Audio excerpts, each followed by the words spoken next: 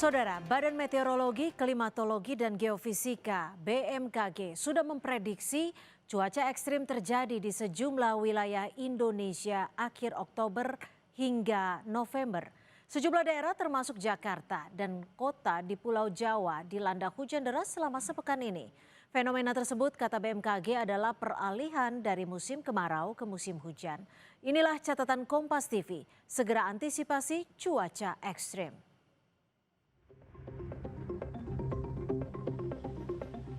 Cuaca ekstrim kembali melanda sejumlah wilayah di Indonesia. Panas menyengat mencapai lebih dari 35 derajat Celcius dengan cepat berganti dengan hujan deras disertai angin kencang. Perubahan cuaca yang drastis ini bukan hanya berdampak pada aktivitas warga, tapi juga kesehatan dan keselamatan masyarakat di berbagai daerah. BMKG memprediksi cuaca ekstrim masih akan terjadi hingga awal November. Di balik teriknya sinar matahari, tubuh manusia dipaksa bekerja lebih keras.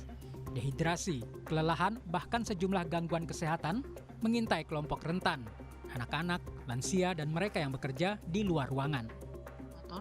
Sehingga fenomena panas seperti yang terjadi saat ini umumnya terjadi 2 kali karena memang di ekuator itu 2 kali dilewati oleh gerak semu matahari, dan beberapa penyebab kenapa akhir-akhir ini terjadi suhu yang panas dan terik. Yang pertama adalah tadi sudah disebutkan adanya gerak semu matahari yang saat ini berada di dekat selatan ekuator.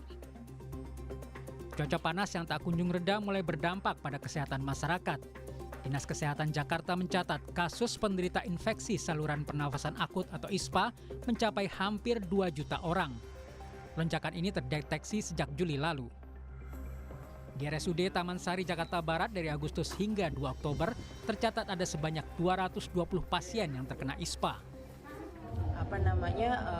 Memastikan tidak keluar rumah, menggunakan alat pelindung diri, cukup minum ya, dan juga menghindari kematian dengan cara kenali gejala dehidrasi, heat exhaustion, dan heat stroke, dan segera tata laksana dan bawa ke fasilitas kesehatan terdekat. Warga di Badung, Bali juga merasakan sakit akibat kondisi cuaca panas yang ekstrim. Terbukti dengan temuan lonjakan pasien yang terjangkit infeksi saluran pernafasan akut. Rumah Sakit Daerah Mangunsada mencatat sepanjang Januari hingga September terdapat 160 kasus ISPA yang dirawat inap, dan per 22 Oktober jumlah tersebut meningkat menjadi 179 kasus. Iklim ya yang begitu ekstrim ya, seperti kita lihat di media massa dan kenyataannya ya, bahwa sekarang memang kasus infeksi saluran pernapasan atas dan bawah memang meningkat ya. Dari data terakhir 10 penyakit terbanyak yaitu ada namanya pneumonia unspesifik, itu jumlahnya sekitar 109-nya. Kalau rawat inapnya kemarin 45 dari 160 kasus yang dirawat inap ya. Kemudian kalau rawat jalannya 179 total ya, dari penyakit yang terbanyak yang kita temukan kemarin ya.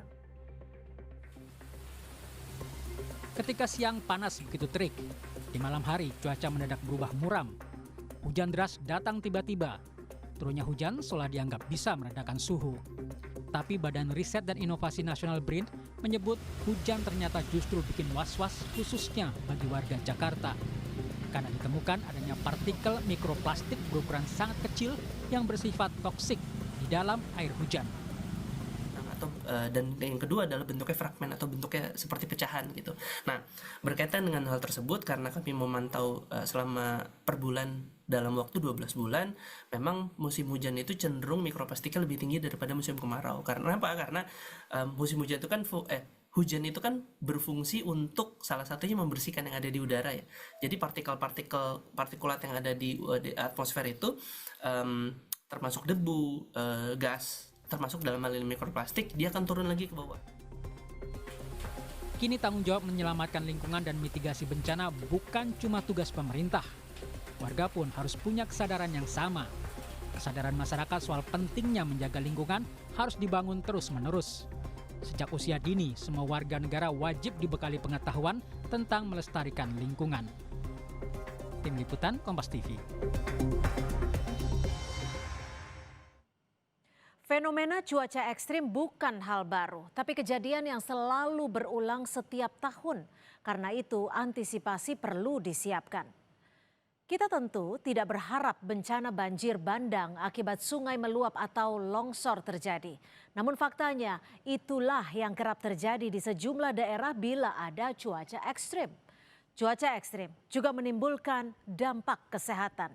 Terjadi peningkatan pasien terutama anak-anak di sejumlah rumah sakit.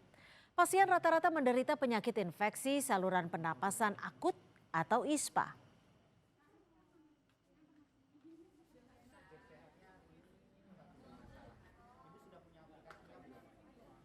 Selain dampak kesehatan, sektor pertanian pun terancam. Petani cabai dan tomat gagal panen seperti yang terjadi di Ngawi, Jawa Timur. Akibatnya harga cabai pun melambung. Cuaca ekstrim juga mengakibatkan mobilitas warga maupun pengiriman logistik menuju kawasan Pantura dan kota Semarang terganggu. Karena itu saudara, pengambil kebijakan di pusat dan daerah harus menyiapkan mitigasi bencana. Seperti kata pepatah, sedia payung sebelum hujan.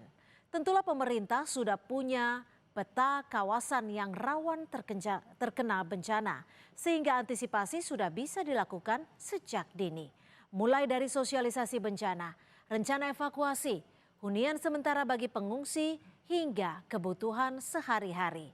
Intinya, meminimalkan dampak bila bencana itu benar-benar datang.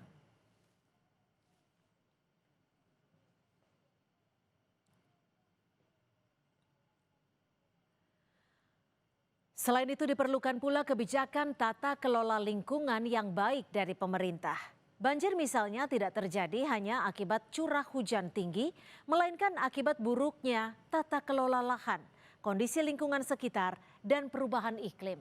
Jangan pernah ada pembangunan yang dilakukan pemerintah memperhatikan tata ruang. Kebijakan pemerintah soal pengelolaan lingkungan hidup sudah dituangkan dalam undang-undang, peraturan pemerintah, hingga peraturan presiden. Demikian juga program strategis semisal aksi bersih sampah hingga yang terbaru, pemanfaatan sampah menjadi energi listrik. Ini sudah baik, tinggal bagaimana pelaksanaannya di lapangan karena ancaman kerusakan lingkungan sudah di depan mata. Misalnya penegakan hukum bagi perusak lingkungan juga harus tegas, jangan tajam ke bawah, tumpul ke atas.